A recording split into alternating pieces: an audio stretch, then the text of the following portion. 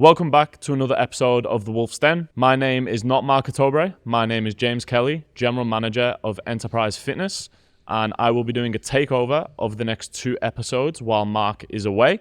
And joining me today, we have Tyrone Foligno, Enterprise Master Coach, and Matt Crooks, Enterprise Senior Coach, who has had his first call up to the podcast. And today we are going to be discussing ways to maximize your results. Are we not here talking about the Champions League final? Oh, wrong podcast. Sorry. So tell me, ways to maximize your results. We're looking at time. We're looking at things like structuring your routine and just what do you find the best ways you get your clients to maximize results, Matty? Apart from being here with you. I think first of all, sort of understanding the client and what their background is, where they're coming from to start off with. So obviously here we do a session 1, understanding their client. The more you understand the client and how they go through their day-to-day life, what their stresses are like outside of the gym, etc. and stuff like that. That's going to be the most important thing, because realistically you look at it, if they're not doing their recovery right, so if they're not recovering well and they're living stressful lives, then obviously there are going to be things that are going to impact your overall performance in the gym and therefore your results, so your body composition essentially.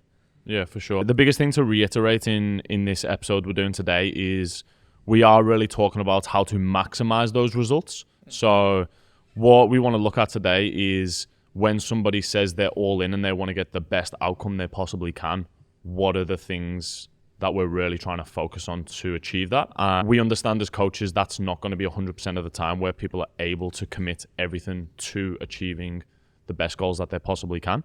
So with that being said, I suppose the biggest thing first and foremost is the time aspect and the commitment to actually putting training, nutrition, all the things associated with getting really good results as one of the highest priorities and the highest values. Would you say that's probably a good? I think you got to break it up. I think the time aspect, you need to break it up into 2 different things. Okay, how much time can you allocate to your training per week?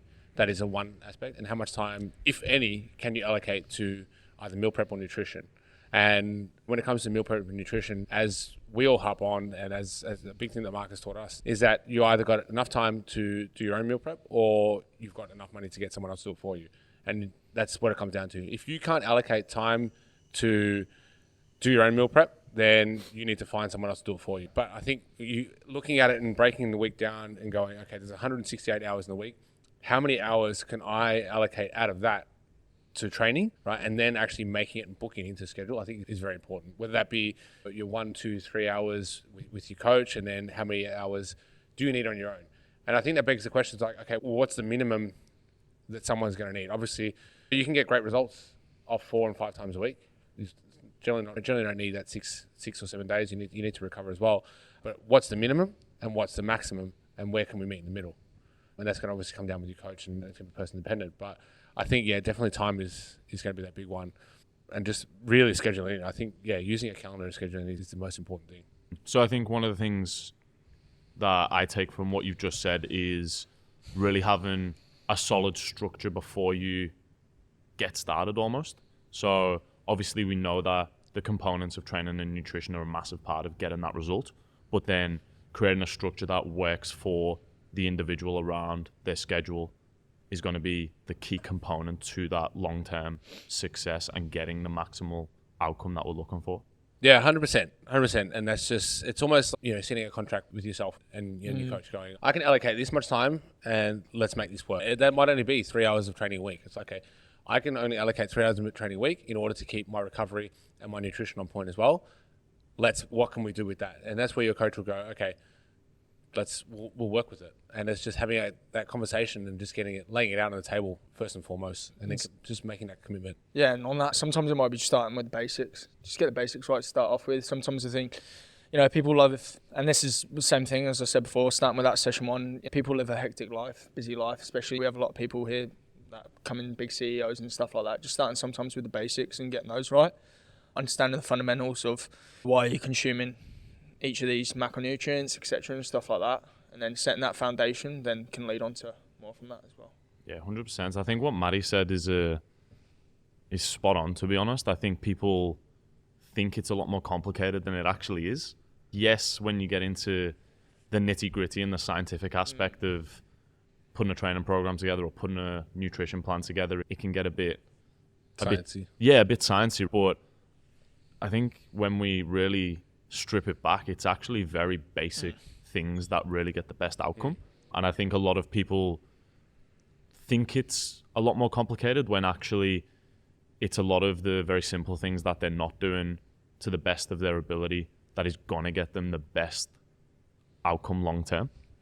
Yeah, and you're right. The basics are getting nutrition on point. And nutrition on point for one person compared to another can be completely different things. Correct. One person will be like nutrition on point for us is every meal on point, weighed, measured, bang. Whereas nutrition on point. Speak for yourself. Stefan might be listening, so I gotta say that. Whereas a CEO or a mum of three, it might be just getting. A mum of three comes in and getting her nutrition on point is okay. We just need to get you eating 3 full meals a day, and with some protein, some fats, and some carbs. Yeah. If we can start there, then that's the beginning of, and that's maximizing your results now. So that's where it's going to be person dependent. It's like it doesn't need to be perfect, and perfect is what you and I and us three would look at in terms of our meals. Perfect needs to be perfect for you at this point in time, because that's going to maximize your results right now. Yeah, and it's making that small change, right? Like what you said before, like that mum with 3 kids might be coming in, divorced, whatever, 3 kids, and coming in with... That took a turn, jeez. But coming in with obviously high expectations, and obviously she's probably got all these goals that she wants to achieve for certain reasons, but just starting with basics of that small change of making sure that she's consuming, okay, you got your protein, your fats, you got your carbs, you got your veggies in there, perfect. Just starting with that, just not even measuring, just get those, forget numbers, get those things right, can make a massive change from it as well.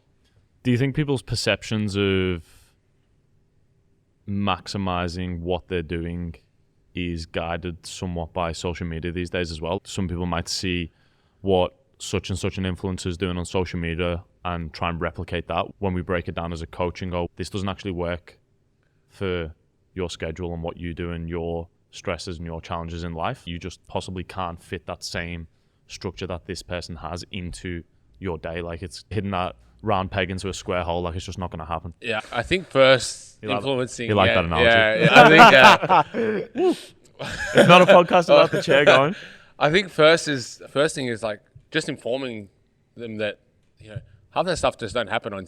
There's a camera there and there's a ring light deliberately set up in that order to make it look like that's what this person, this influencer, is doing on a day-to-day basis. It's like Matty when he makes his chili con carne, but then he's actually just eating burgers. I've never seen you actually bring that in. Mate, have you ever actually made that? I made those homemade burgers for that one video, and I'm not making it. What was your Uber Eats bill for the month, Matty? It's quite high, to be fair. I don't know. I sent it through to Marcus.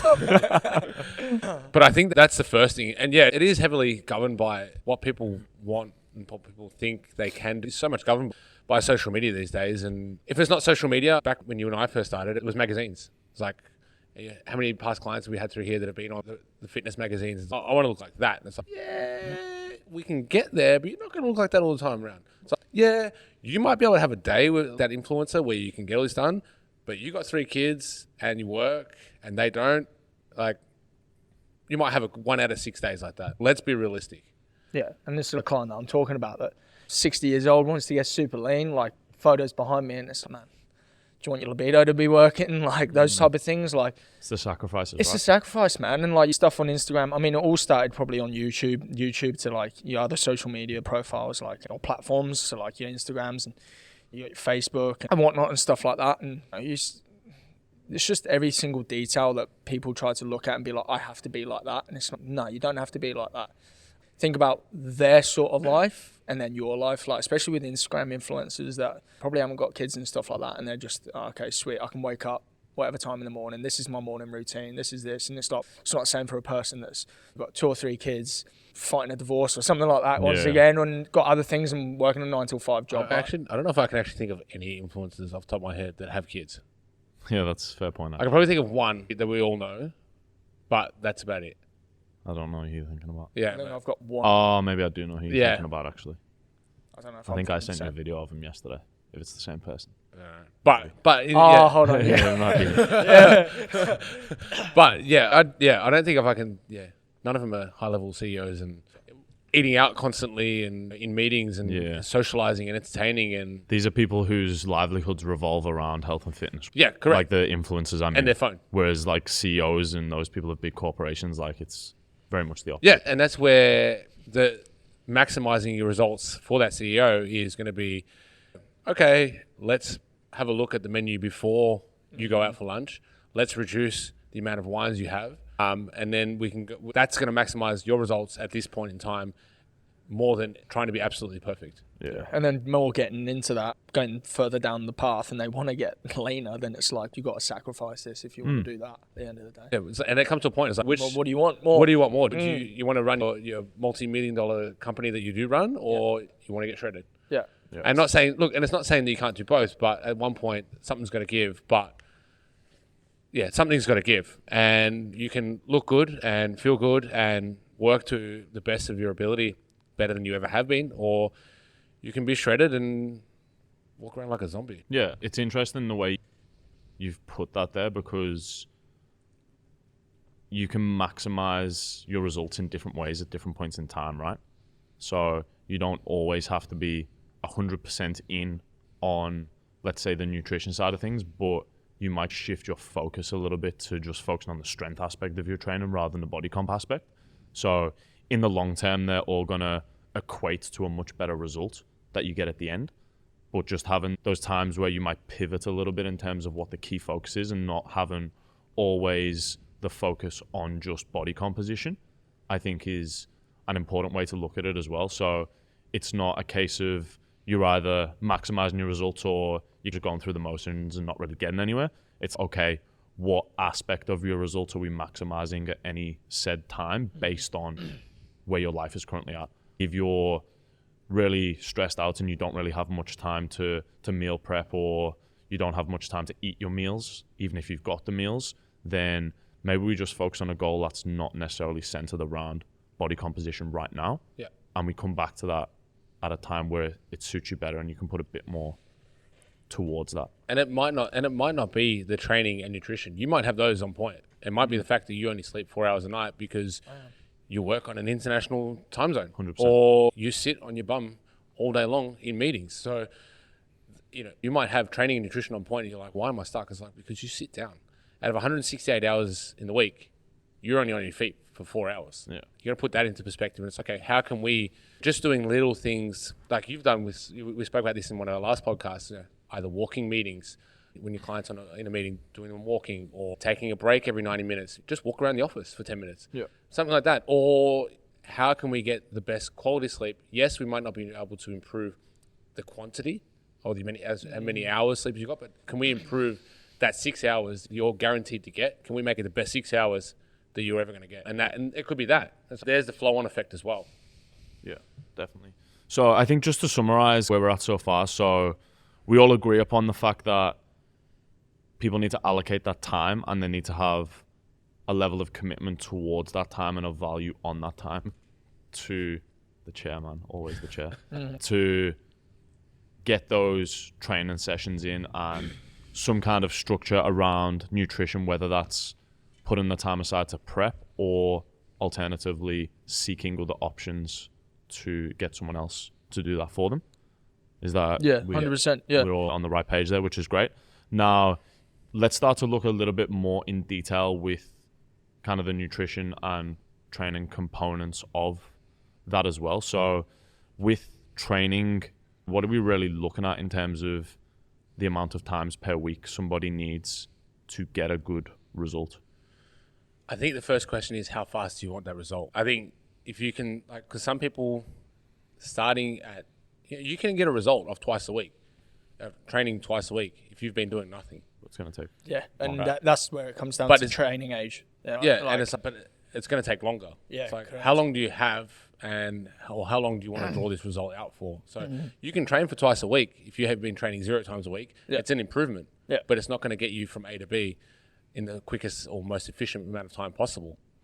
So I think, for me, I look, it's the same thing. Like I like to allocate a minimum of at least 3 hours for people.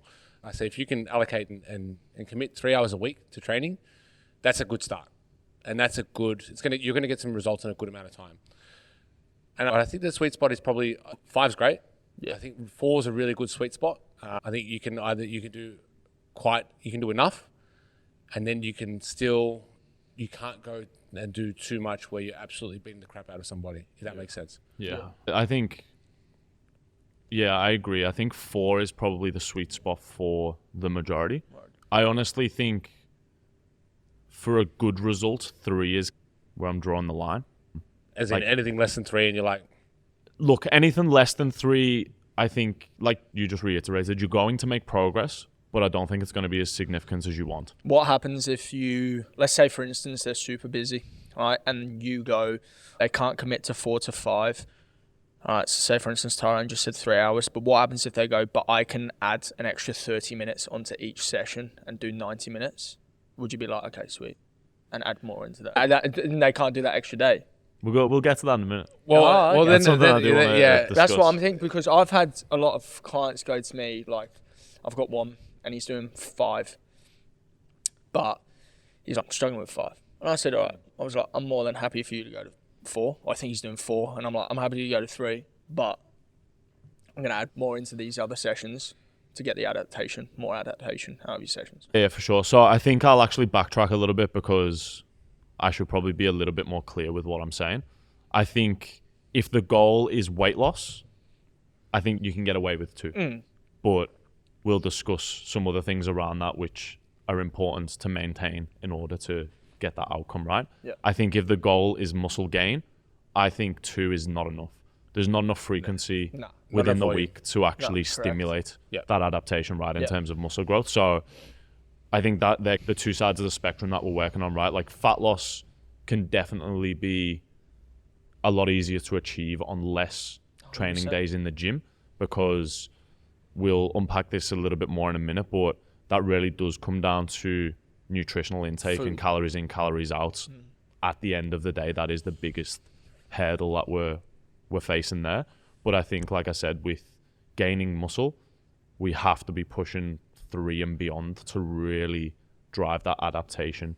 And I don't care how much you think you're going to proximal failure twice a week, and whatever 5 effective reps that you think you're doing that you've seen on social media, yes, you're right. 2, no way are you building muscle or making gains twice a week. It's not enough. Whether you think you're going to, you're pushing to failure those 2 times a week on every single exercise and every single set, you're kidding yourself. Yeah. You're just kidding yourself. Yeah, for sure. So we're all in agreement with that. Yeah. Yeah. 3 to 5 is the sweet spot. The sweet spot for a focus that's more driven towards muscle gain. By all means, if you've got that amount of time and the goal is fat loss, then fantastic. You're obviously going to get an even better outcome at the end of the day, and you're going to give yourself the opportunity to probably build some more lean mass within that fat loss journey as well. Correct. But with the fat loss outcome, we all agree that you could probably get away with those 2 strength days as long as the other areas are dialed in. I think that's what it is, though. And I think that's the conversation that the people, either your coach needs to have with you or you need to have with yourself. If I can only commit to 2 strength sessions. What's a realistic outcome? Yeah. Well, 1, what's a really realistic outcome? And then 2, it's like I need to make sure that every other aspect of my life is dialed in, from nutrition to sleep to steps to whether I can fit in a 10-minute run for another 4 times a week, whatever else. But that's got to be dialed in. And I think that's where you're going to be able to maximize your results off if you only were able to do 2 training sessions a week. Yeah. I think that's where people need to, again, 168 hours in a week. If you're only moving for those 2 hours and not looking after everything else, like you're just pissing against the wind. Yeah. I think this is the beauty of this discussion, is helping people understand that you can still maximize certain results and certain outcomes, but there is certain variables that must be taken care of in order to do. Not every single thing has to be dialed in all the time, but to get a certain adaptation or a certain outcome, that has to be a vast majority of those variables that are dialed in to get there. So then if we looked at the basics and go, okay, the absolute necessities in order for you to change your body composition, whether that be fat loss or building muscle, right, needs to be 1, strength training. Yep. 2, so nutrition. Yep. Needs to be. Look, I'm not even going to say 100%. I'm going to say 80%. So let's unpack nutrition If a little bit. if you're 80 to 90% consistent, right, you're pretty much going to get results. Man, 100%. Right. So you don't need to be 100%. That's like, guys, that's not a ticket to just go and eat whatever you want tonight. But if you are consistent, 80 to 90%, it's consistent and persistent time, effort over time is what's going to get you a result. And I think it's sleep. Is getting ideally that between that 6 to 8 hours, 7 to 9 hours sleep. What's that? Yeah, I know. Or if you've got kids, If you've 3 got and young above is great. children, getting the best quality sleep out of that you can. But then at the same time, just be realistic. Well, you got an hour in a day. Can you have a nap? Yeah, I think I do. on that A little 30-minute one at 7 o'clock. in the back of the paddy wagon. Yeah, in the back of the van. I think on that point exactly, we've also got to remember if a client comes to us and they're currently doing X and we can make some sort of improvement on that, whether it be sleep, whether it be nutrition, whether it be training, it's going to be better than what they were getting before in terms of outcome. So if someone's sleeping 4 hours of really poor quality and we make it 4 or 5 hours consistently and the quality improves, it's still not towards that optimal 7 to 8 hours that we hear thrown around quite often, but it's still better than what they were getting. That's a huge So it's going to difference. be an improvement, right? Yeah, yeah. And that's the thing. And sometimes I think everyone as well also tries to turn every single knob at the same time. Yeah. It's like, let's just turn one, let that sit, then we'll try another one, let that sit, and then just work our way through. If someone comes in and they're eating Maccas and drinking Coke and sleeping 4 hours a night and sitting on their ass playing video games all day, right? What's the first thing you can do? Okay, let's just tweak nutrition, right? Let's just maybe just swap that Coke for some water, right? Bang. You've less your caffeine intake, so your sleep's probably going to improve, right? You're going to be less jittery, so you get less stress on the body. Your nutrition's improved from a calorie perspective, and you're actually hydrated too. So everything's going to move. And that's where the easiest thing to do, where people are probably just going to lose, oh my God, I lost 5 kilos in 2 weeks. Like, oh. Yeah, I generally find focusing on the 3 biggest limiting factors first, getting some progress there, and then focusing on the next things to I've seen that in change. a book that someone wrote. Yeah, You read that? I think the biggest one's sleep as well. Like, I know I've got many clients, but one in particular that I know off the top of my head, and UT, the one that I'm thinking about. But this one, like, obviously she's got 2 kids as well, and she struggles with sleep.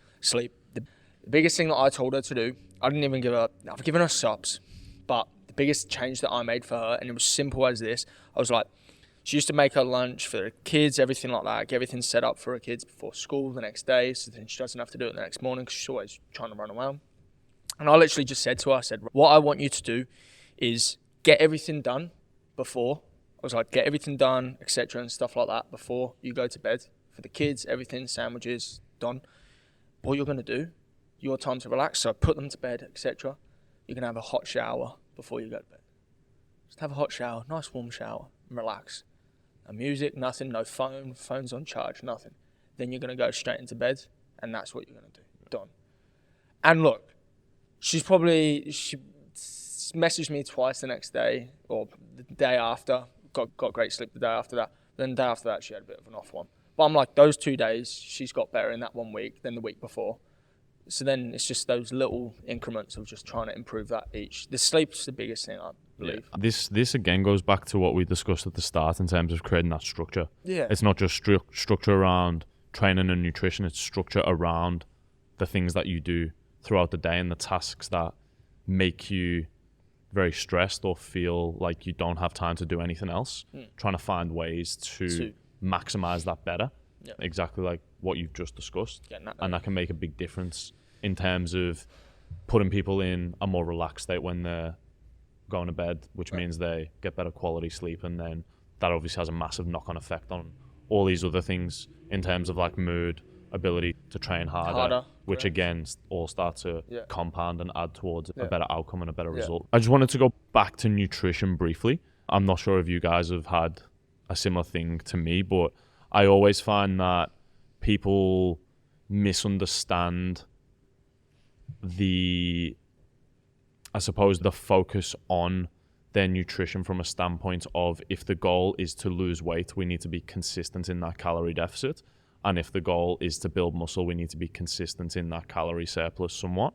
Do you guys agree that's probably an area where people don't understand the necessity of both of those things, whether it be a deficit or a surplus, and what that looks like? Because I think you might have those people who are in a deficit from Monday to Friday and then they undo all the hard work over the weekend, or those people who are in a calorie surplus but then they have 2-3 days where shit gets crazy, schedule's hectic, they don't eat enough, and then all of a sudden they're massively down on their calorie consumption, meaning that on average they're actually just not doing either.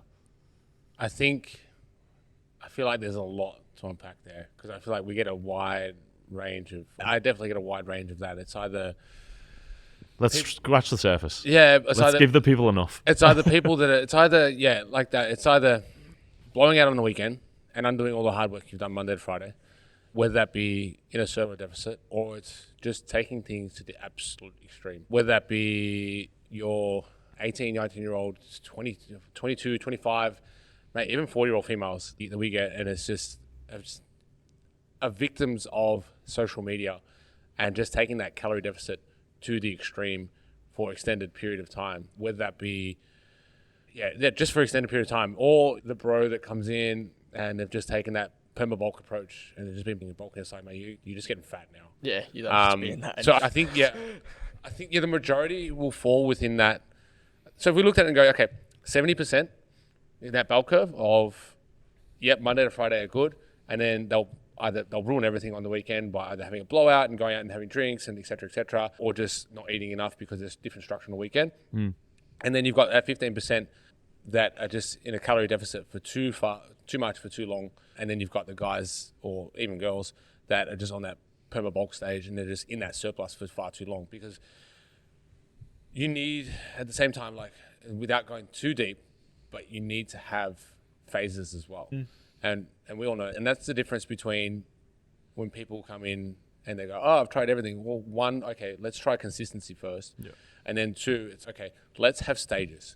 And this is where a good coach will go, we'll plan it out in front of you and go, okay, this is this stage, this is what's going to happen. And then the next phase is go, okay, we're going to give you a little break. Let's say you might have a diet break. We might diet for 12 weeks and you might have a diet break, because it's going to give you a little bit of a psychological break, etc. And that's where you need those things as well. And it's not just going, oh, I've been good Monday to Friday, I'm going to reward myself with 35 tequila shots on a Friday and Saturday, plus a kebab and some macas on the way home, and then just blowing it all out. Yeah. So I think it's creating that consistency, but also creating a bit of discipline and some boundaries as well. People they want freedom. I just want to eat what I want and look good. It's not how it goes. Yeah. And that's, Jocko always has that discipline equals freedom. You need to put some boundaries and some rules in order to create that freedom. You want to look good? You need to create some boundaries. You want to perform well? You need some sort of boundaries. It's like laws and rules. If we had no laws and rules, it'd be chaos. That's a very Mark Toby thing to say, wasn't it? Yeah, I think that's a good point. But I think, look, people can eat what they want and get the results if we look at it from a calorie standpoint. But on that point, from a health perspective, it's not going to have your health in the best place it can be, is the trade-off if you wanted to do it that way. And that's why, obviously, we don't encourage people to just go eat macas and eat in a calorie deficit and lose weight, because then in terms of overall nourishment and like health and well-being, it's not going to help improve all these other factors that are important in terms of like recovery, energy levels throughout the day, cognitive function, all these things that require like a nutritionally balanced approach to nutrition and making sure they're getting a lot of vitamins, minerals, those types of things in to support those other systems as well. We like washing your car and never taking it for a service. Yeah. Or imagine you went to McDonald's, you order cheeseburger, chips, Coke, right? I could probably have a handful of that, like heaps of those, and I'd still be hungry after. This is food volume. If you have a good source of protein, good source of fats, good source of carbs, veggies in a meal, you're pretty much going to be pretty satisfied after. Yeah. But I think going back onto what James said is, and we look at it, and the best way I've heard it looked at is, calories are going to determine how much you weigh. The macronutrients within those calories are going to determine how you look. That's a great The micronutrients within those macronutrients are going to determine how you feel. So if you're just going on calories in versus calories out and not worrying about getting adequate protein, you'll lose weight. But where is the weight coming from? And if you just go, YOLO if it fits your macros, and you're getting it all from ice cream and macas and fries and whatever, right?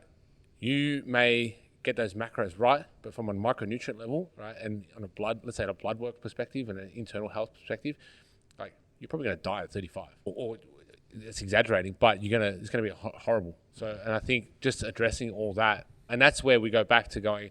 Sometimes the easiest and the smallest changes to maximize your results is just going, okay, from where you're at, you need to have 3 meals with some protein, some carbs, and some fats. That's it.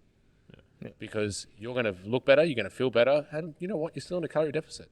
And it goes back to the point where you said, if you're 80 to 90% consistent with your food, your nutrition, and you have a bit of chocolate, whatnot, in the evenings and stuff like that along those lines, something that you enjoy that's not so-called in the plan. We can just work that in. Yeah, you just work it in, make it work. Like, this more for the psychological benefit, especially with a client in a fat loss phase. It's more of a psychological benefit for them as well. And that's being not a client-centered coach and not just being like, these are my rules. Yeah. This is what you got to stick to. I think this is probably the biggest challenge that we can all agree on that you face with clients as well, is they just don't understand how to incorporate those types of foods into their nutrition alongside still being at the point they need to be, whether it's in a calorie deficit, calorie surplus, in order to achieve the goal. And I think social media probably plays a role in this as well, where people might post videos and say, oh, you can still lose weight eating these things, but then there's no context around how to actually do that. So I suppose one of our biggest focus points is educating the clients on, okay, going back to my point before, like, do people understand how to be consistent in either a calorie deficit or a calorie surplus to attain the goal that they're looking for? It all comes down to education of the clients and them understanding, okay, if I do have a burger and chips, then what other things do I need to moderate throughout my day to allow for that? And we can, in the early stages, we can set it up for them where it takes all the guesswork out and we do it for them. But I suppose the long-term goal in that instance is to get the client to a point where eventually they are able to moderate those things for themselves and they understand, okay, if I'm going out for a 3-course meal in the evening time, I'll maybe moderate my carbs and my fats in my other 2-3 meals before I go there to allow me to consume a little bit more, but still be hitting my targets of what I need to still achieve the goal that I want. And I think even then, it's that initial point of sometimes we need to create a little bit of discipline around that and go, okay, we're going to limit you to 2 squares of chocolate a night and create some sort of discipline and create some sort of boundaries and pull that leash a little bit tighter sometimes at the start. So then we can let it loose a little bit at the end. Yep. And that's where that discipline equals freedom comes in. It's like create a bit of discipline at the start. So then you've learned how to have a little bit of freedom later. And whether that be, okay, I'm going to go out and have some ice cream with the kids later. So what is ice cream? It's mostly fats and carbs. All right, so I might just have to limit that a little bit later. Or if I'm having it early in the day, then I'm going to have to limit my fats and carbs later on. Yep. Or stick to swap my fatty cut of meat to a lean cut of meat. So I think... Which again is generally something people don't understand, right? That's it as well, yeah. Like it's swapping those. But I eat Scotch fillet 3 times a day. It's like, it's a lot of fats. It's a lot of fats. It's the same thing, like with that nutrition one that we were talking about before, and what T just mentioned just then, letting go of that leash as they go through that process. Because if you give them everything that they want at the start, they're not going to have that discipline and that understanding of nutrition. Yep. If you just be like, look, this is your plan to start off with. All right, you have this, you're going to be full on this. Perfect, sweet. All right, measure, whatnot. Okay, you've dropped body fat. All right, what would you like? Oh, can I have this? Yeah, okay, that works we'll make that work. That's fine. But that's more of creating a discipline for them at the start rather than being like, all right, well, everything that you've done, perfect, which never happens when you come here. It's never perfect. Yep. So let's, go with that. Yeah, the way I like to explain this to clients, both in nutrition and training when I first get started with them, is we're going to start with a certain amount of constraints. We're going to follow those constraints, but that's going to provide you with a level of understanding that when we start to loosen those constraints off, you actually understand how to manage those variables better yourself. Correct. Rather than just give them all the options in the world and they don't really know where to begin. It's like, hey, let's narrow down to begin with and start with X plan with these constraints. And then as you get better at it, we can start to loosen those constraints and you now have the ability to adapt and adjust that accordingly without throwing everything out the window that we've just worked on. But again, and that's you know what, and one way to maximize your results is limit your choice. 100%. Like if your program's done for you, you don't have a choice. You just go in and do it. Yeah. You don't stand there in the gym going, "Oh, this looks a bit busy. I'll do this." Whatever. If you've either got a meal plan done for you, you got no choice. If the meals are prepared for you, you've limited choice.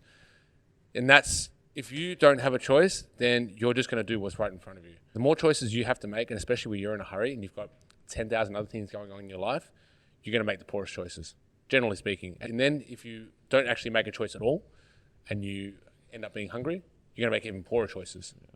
Yeah. So it's like I say to clients, like, if you go shopping to Coles on an empty stomach, when you're hungry, what are you going to buy? You buy everything that you can eat right now because you just want to satisfy that.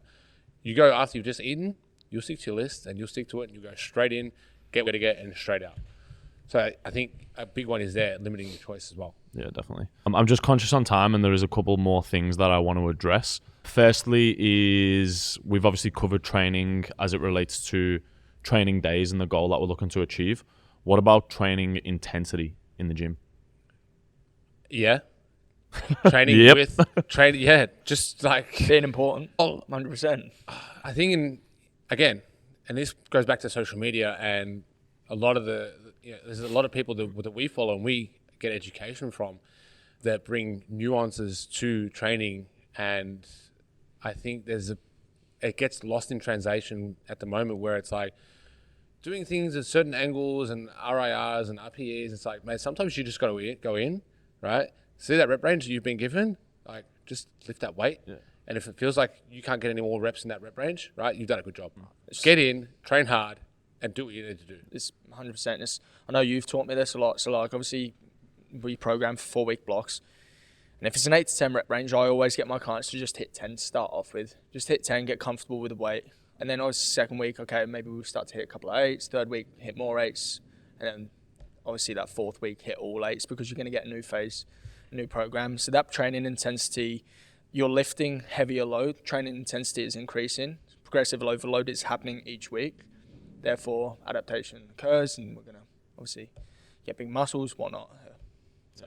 Yeah, I think on that, if you've got a rep range and you get to, let's say, week 4 of your program and you're still comfortably at the top end of the rep range, then on this specific area, you're not hitting a level of intensity. Or if you're just keeping the same weight for the entire 4 weeks and you're not making any progress. I think adding in a little set to failure after that or a rest pause, and it's like, that same weight. At the right time. Yeah, at the right time. But I think like you just use the same weight for 8 reps and then you got 12 to 15 reps on the same. Okay, you're not training hard enough. No. Yeah. Well, like you need to let's bump up your weights. Let's just turn that knob up to 11 a little bit and go. Sometimes it just takes that level of realization of, oh yeah, he's right. I've actually just done another X amount of reps on a weight that I should only be able to do this for. People don't know that though. No, like 100%. It's the education thing I've had again. some online clients go, I've seen their weights like 4 weeks later and it's still the same, or they're still hitting 10 reps and it's a heavier load, but I'm like,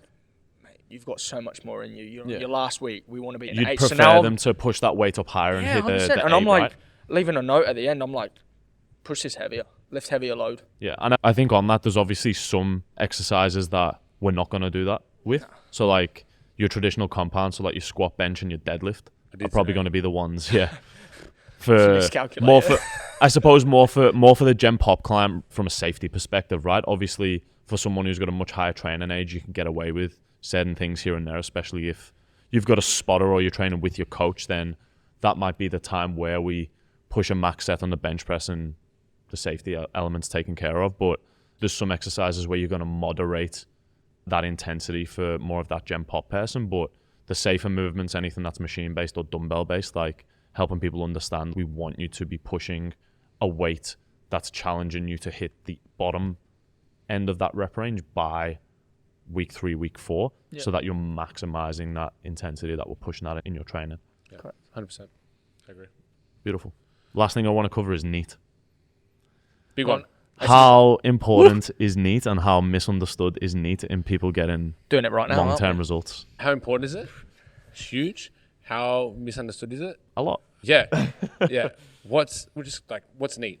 Non-exercise activity which is what you're doing right now, Yep. swinging and fidgeting, Fidget. and it's unintentional movement. So it's unintentional movement. So it's everything that you do when you're not sedentary, outside of training, Too. or like outside of training. Yeah, so it's walking to Yep. get somewhere Yep. without thinking about it Yep. at the same time. So it's not, yes, it is a step allocation. That's like you may have a step allocation or you may strive for a step allocation, but that's probably because your NEAT and the steps that you don't think about is maybe, let's say, 5,000, and your aim is to hit 8 to 10.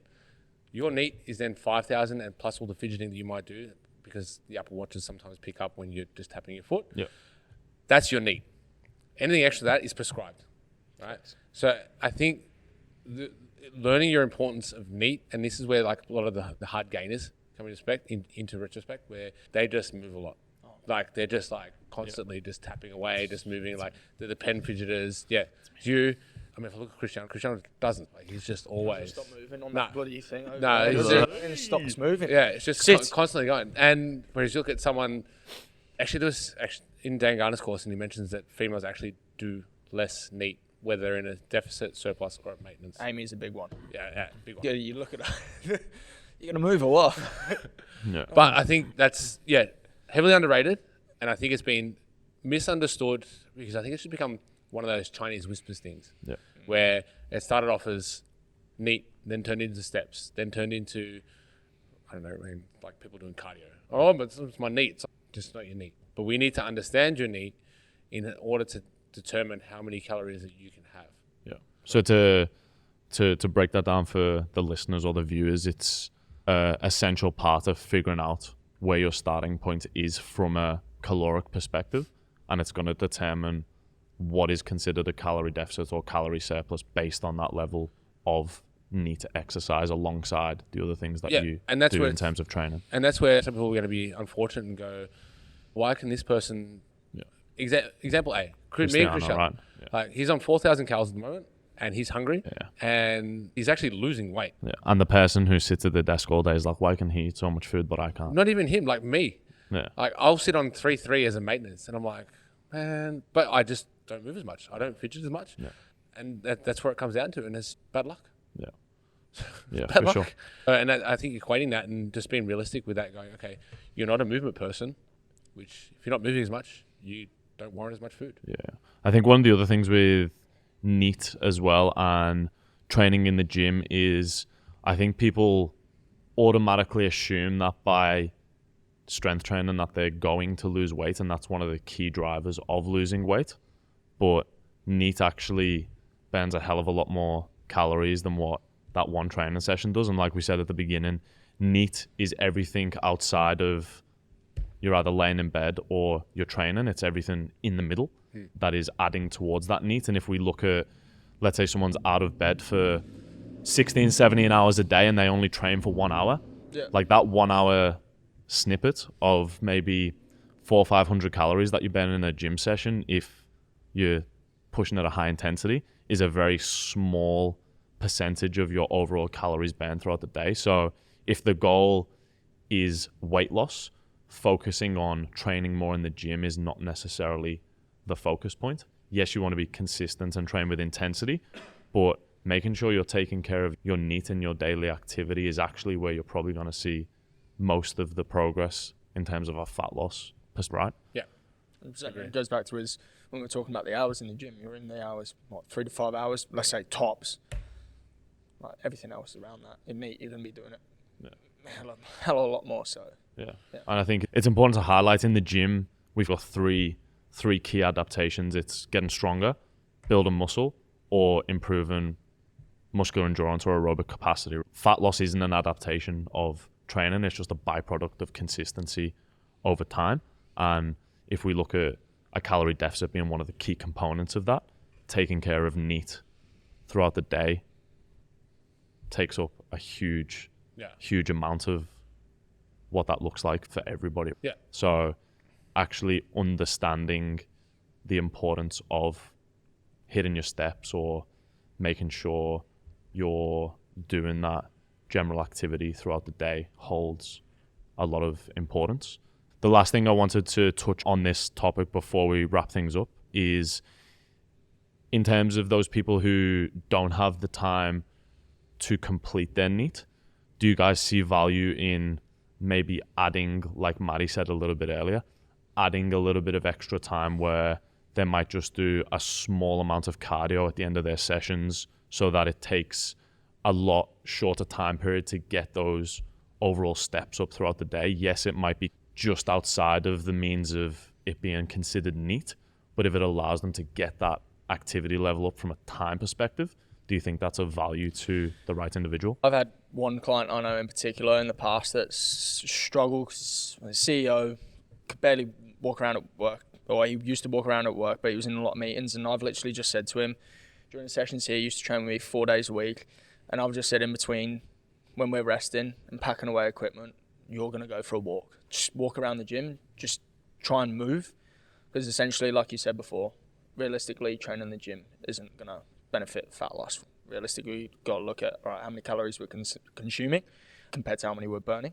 So realistically, that's going to be a byproduct. I know T's mentioned a couple of times with incorporating like outside of the gym if they're at work and they can afford a treadmill at home or something like that, then utilising that, because essentially that's going to help them get their steps in. So realistically, if you don't have enough time to do it in the gym, then okay, and you don't have enough time to get out of home because of kids or efficiency. Yeah, exactly. It's just efficient and just working around their means at the end of the day. If At that least makes you it can easier. do other things while you do it in Yeah, that instance, exactly. rather than having to go out and just 100%. aimlessly walk around. So if you need to get a cheap treadmill, and I'm sure there's heaps on Gumtree and whatnot and stuff like that, or Marketplace, mate, just go get one from there.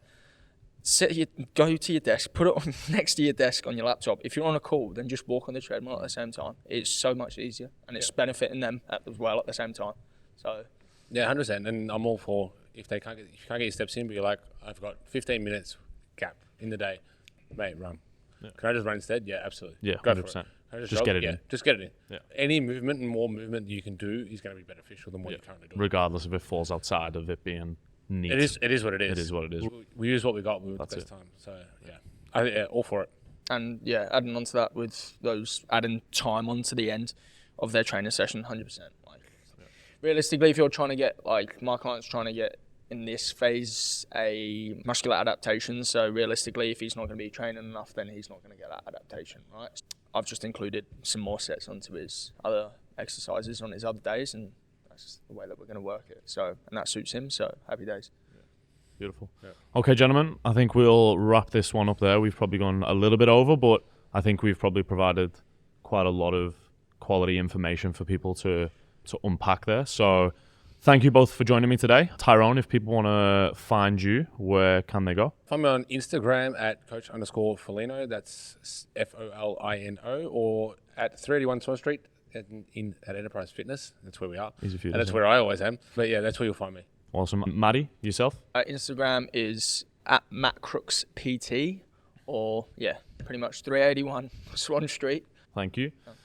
And you can find me, James Kelly PT, on Instagram, and obviously the same as the boys, 381 Swan Street or melbournepersonaltrainers.com. Thank you for joining us today, for all our viewers and all our listeners. Until next time, train hard, eat well, supplement smart. And ring the bell. Make sure you subscribe. Subscribe.